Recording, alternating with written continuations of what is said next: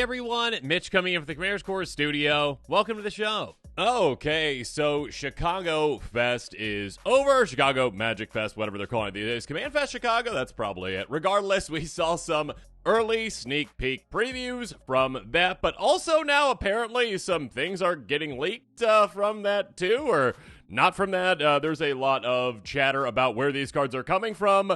That being said, they are here. So, again, these are leaks. Elsha Threefold Master, as well as the other one I'll be talking about in this episode. They are leaks. They are not confirmed.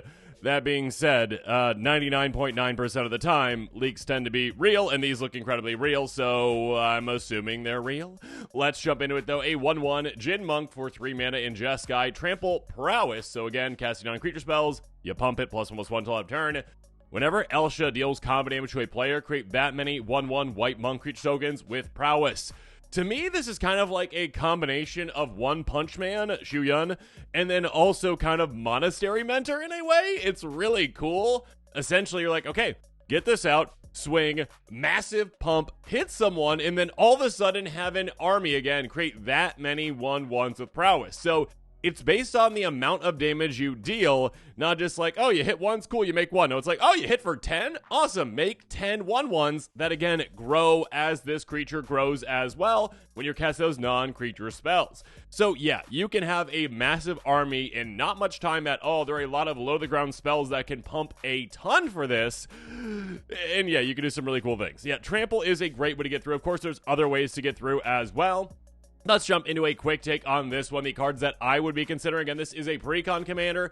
Don't know, essentially, what card's going to be in that Precon yet. Again, I will say, this is a leaked Precon commander. It is not confirmed yet, but maybe bookmark the link in the description below with the cards I'm bringing up on this episode to consider for it, because if they're not in the Precon themselves and you want to build around this one, there are some great upgrades for you, including some many great budget from the upgrades as well. Let's jump into those first, and then we'll jump into the other commander in that quick take too. So first up, when it comes to non-creature spells, obviously low to the ground is great with a prowess type strategy because, again, say that in the scenario where we have our commander and then also, those 10 monks that we just made, you play a Basilisk Collar and all of a sudden you're just pumping your entire team again, +1/+1 for 1 mana. That is a massive pump effect. The wider you go, the more pump that is. On top of this, just being a great card for this commander, who creature has Death Touch and Lifelink. Very simple, very effective. Again, Trample is not a guaranteed way to get damage through. That being said, giving our commander Death Touch plus Trample equals, oh, your opponents are in massive trouble because you just assign 1 point of combat damage to a creature. That creature is gone. The rest of the damage tramples over. Triple trample damage, you know what I mean. All right, Distortion Strike. There are also cards like this one that, again, like the One Punch Man type strategy, utilize, and this one can too. +1/+0 until end turn, can't be blocked this turn, and it's got Rebound. Distortion Strike is a great one. This is a spell that you cast twice, so again, it triggers Prowess twice. You cast it on your turn, next turn you get to cast it for free. Makes your commander unblockable, which is massive again, so you don't have to worry about even trampling over anything. So yeah, it's a great card, and again, these kind of like rebound type effects, the like recasting type effects can be huge. Of course, cards like Titan Strength, again, I talked about like really low to the ground, easy pump effects like this one. This is massive, +3/+1 until I turn in Scry 1. Again, some nice card selection there for you too, but more importantly, hey, just say, +3 power to my commander. Technically, like, +4 again, because you got to consider that prowess as well, right? So it's like +4 power for 1 mana. And again, when you hit with that, and we'll talk about some ways to maybe double that up, make that hit even harder. But when you hit with just that, that's like 4 extra 1/1s that again grow with prowess too. So that is a ton of value for you. Fist of Flame, again, if you are utilizing a lot of like really cool draw effects, which there are a lot of them, maybe some cantripy ones, maybe some like, oh, you hit with your commander, draw that many cards kind of things. Fist of Flame, draw a card until end turn, target creature gains trample, it gets +1/+0 until end turn for each card you draw on this turn. So yeah, this one can grow throughout the essentially turn on the amount it's going to be helping you out, essentially. So that can be absolutely huge. Legion Leadership, a great card for this deck. Instant for 2 mana in total. Until end of turn, double target creature's power and it gains first strike. Doubling power can be massive. Again, just 2 mana.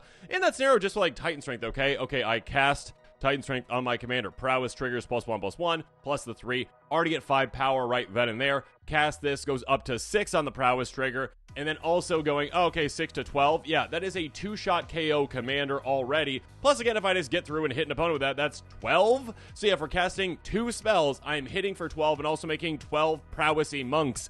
Good luck, opponents. On top of that, of course, if I have maybe double strike, that is a 1-shot KO. So yeah, One Punch Man definitely in effect. Bergie got up storytelling. When it comes to creatures, you do want to be careful with the amount of creatures that you do include, obviously, because they're not triggering prowess. And yeah, you kind of want to make sure that you are focusing enough on that to actually benefit your strategy. That being said, Bergie is a fantastic choice. Whenever you cast a spell, add red. Until end of turn, you don't lose this mana, steps and phases end. Again, you're going to be casting a lot of spells. You are benefited for doing so, and this can generate you more and more and more mana, basically being a ritual effect, and even making certain spells basically free for you. Again, you cast Titan Strength. Oh, I got my red mana back. Cool. All right, I can cast another spell, which again triggers prowess, which again does this. You can do a lot of exciting things again when you have basically a ritual effect for free in play. Duelist Heritage, a repeatable double strike effect like this one.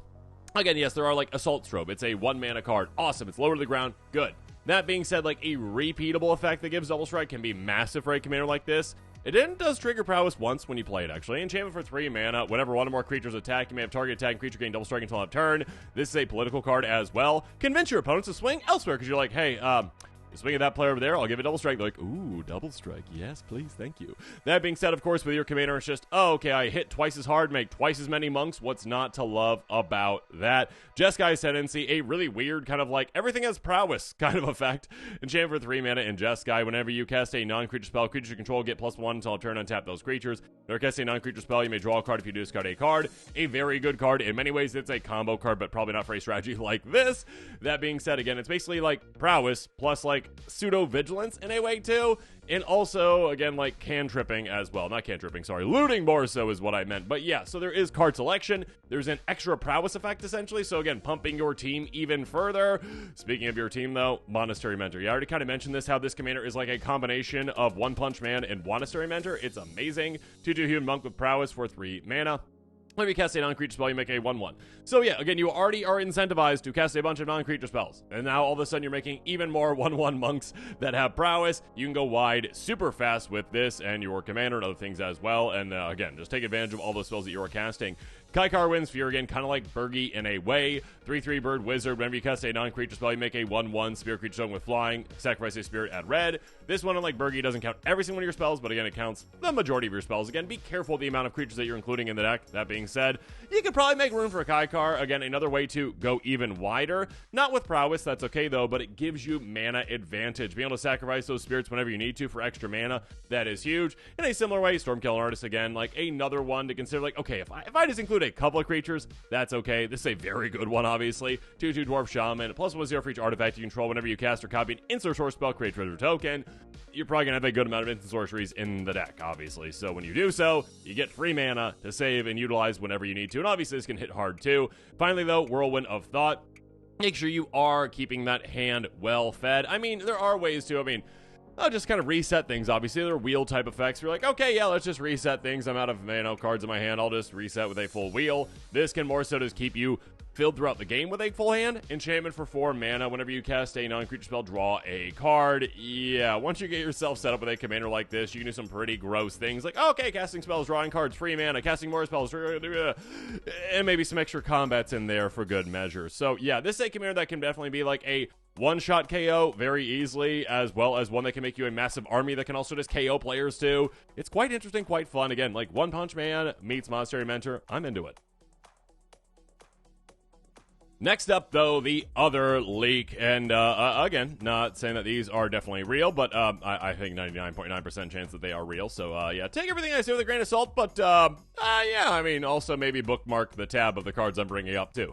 A 4/4 Spirit Dragon with Flying and Death Touch for 5 mana in Mardu. When it enters, create 2 1/1 red Goblin creature tokens. When it attacks, exile a number of cards from the top of your library equal to the number of differently named tokens you control. During any turn you attack with a commander, you may play those cards. That is a very interesting way of wording that, basically. So again, keep in mind, like, if this is the 99 of another deck out there, like, oh, if your commander's attacking, cool, you get that. That being said, obviously with this one, it's like, oh, okay, cool. It's like impulse draw meets like potential perpetual card advantage in a way, and also like card advantage that is, again, like outside of your hand, and it's exiled outside your hand. and you can access that on turns that you attack with this commander, which is quite awesome. So this is one where it's like, all right, you kind of have a like go wide strategy by making like a bunch of miscellaneous tokens in a way. So the wider you go with differently named tokens, again, it doesn't specify creature tokens, keep that in mind, any kinds of tokens. So yeah, blood tokens, clue tokens, treasure tokens, food tokens, etc., etc., etc. Yeah, all those kinds of tokens as well, on top of obviously any kind of creature tokens, including goblins, which this makes. It's a very interesting commander for sure, giving you, again, temporary access to cards, but also kind of perpetual access as well, and ways to take advantage of, again, casting things from outside your hand, from exile, etc., etc., etc. So yeah, this is a massive, again, temporary, but kind of permanent card draw engine for you in a way. Absolutely very fantastic, very interesting, and there's a lot of cool things that you can do with playing things from outside your hand. Let's jump into the quick take on this one, the cards that I'd be considering for it. Again, we don't know if this is real, number one. Number two, what cards are in the precon, but yeah, we know that there are certain amazing upgrades to consider if, yeah, it doesn't include those already. Okay, first up, an expensive one that is probably always going to be expensive. Bitter Blossom, yeah, it's a very good card. Tribal Enchantment Fairy for 2 mana at the beginning of your upkeep. You lose 1 life and you make a 1/1 fairy with flying. Cool, alright, so again, going wide with differently named creature tokens. Obviously, again, you already have goblins covered with your commander. You can have some other ones to make goblins too, but like, you kind of want to just like check the box of like a bunch of different ones. This is a great one. Makes you an army in absolutely no time, an evasive army at that. Next up, speaking of armies, worse, Bitter Blossom, but still a good card for this deck. Dreadhorde Invasion, enchantment for 2 mana. At the beginning of your upkeep, you lose 1 life and amass zombies. 1. Whenever a zombie token you control power 6 or greater attacks gains lifelink. Nice. What matters is this is repeat token generation if you lose the token. Again, if that zombie army goes away, you get another zombie army. Cool. But again, it's yet another different named token. So keep that in mind. Again, zombie army. It's all right, check that box. Done. All right. Passion Archaeologist, yet another great enchantment for you. Creatures you own have whenever you cast a spell from exile, this creature deals damage equal to that spell's mana value to target opponent. Just a free, hey, oh, you're casting spells from exile thanks to your commander playing things from exile. Great. Do so, punish your opponents as well with that. So yeah, just extra free damage, just throwing around. What's not to love about that? Scrub's Hive, yet another kind of Bitter Blossom-ish card. End of your upkeep, you lose 1 life, and you create a 1/1 colorless Phyrexian Might artifact creature token with Toxic 1. On top of that, as long as opponent has 3 or more counters, creature control with Toxic have lifelink, so a way to gain back some of that life, obviously.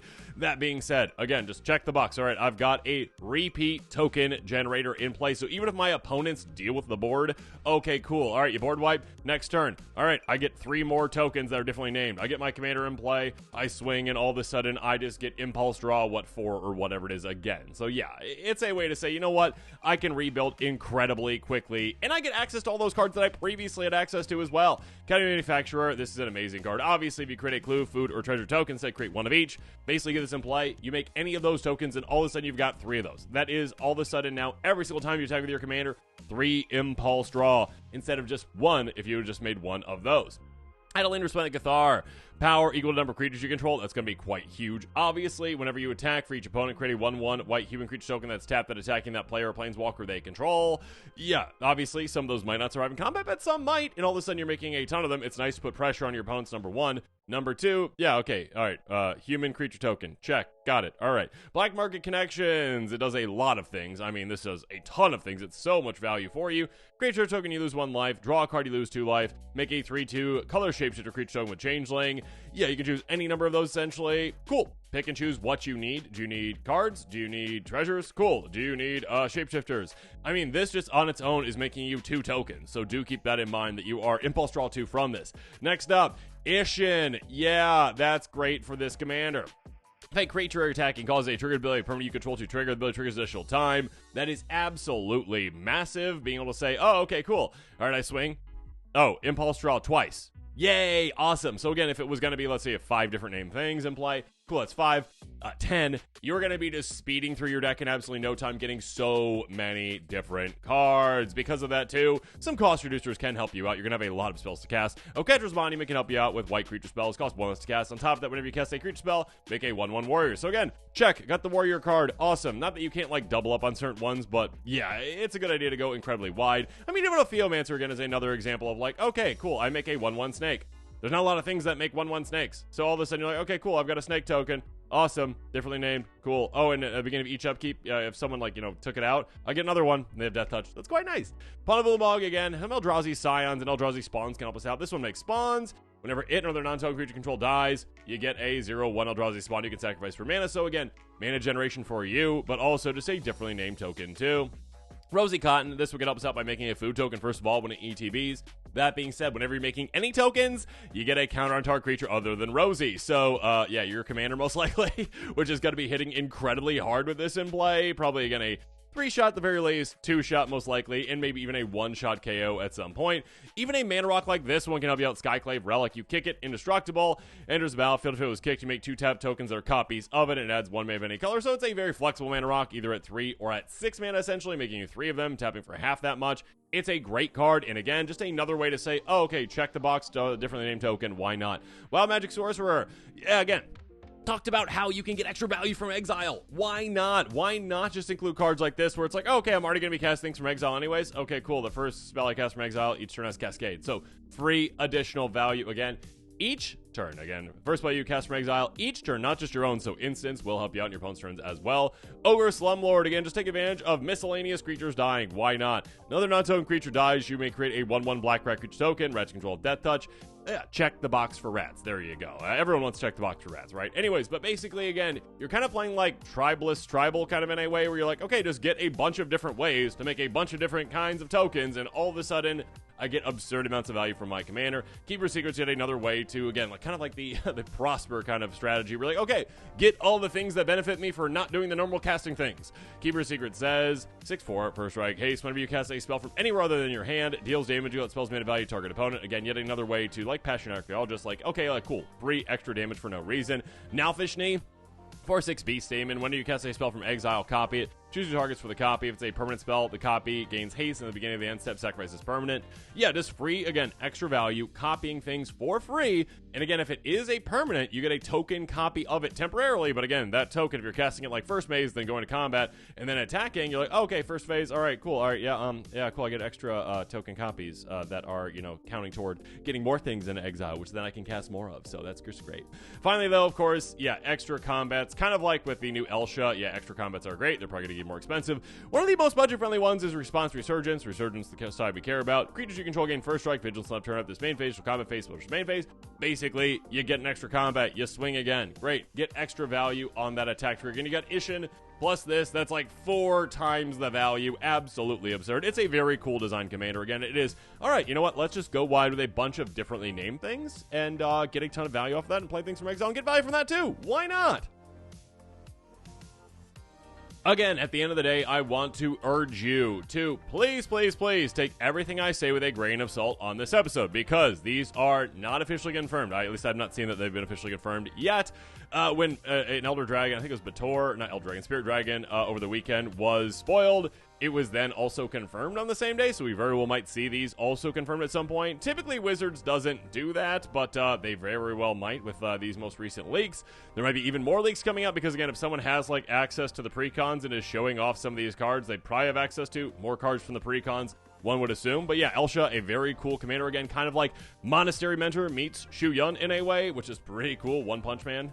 And then we also have, of course, Neriv Crackling Vanguard. Yeah, again, going wide with a bunch of different kinds of things and taking advantage of casting things out of exile. And again, it's kind of a different kind of impulse draw, where it's like, it's impulse draw, where you, again, only have access to a certain duration, but also you kind of permanently have access to it as long as you're attacking with your commander, so it can be quite nice as well.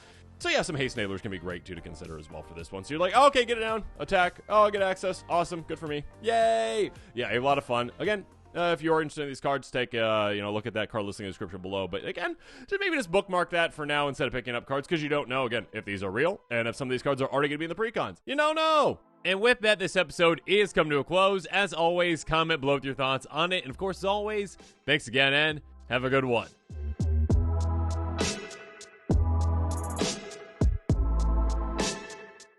This show and episodes like this one are possible thanks to viewers like you.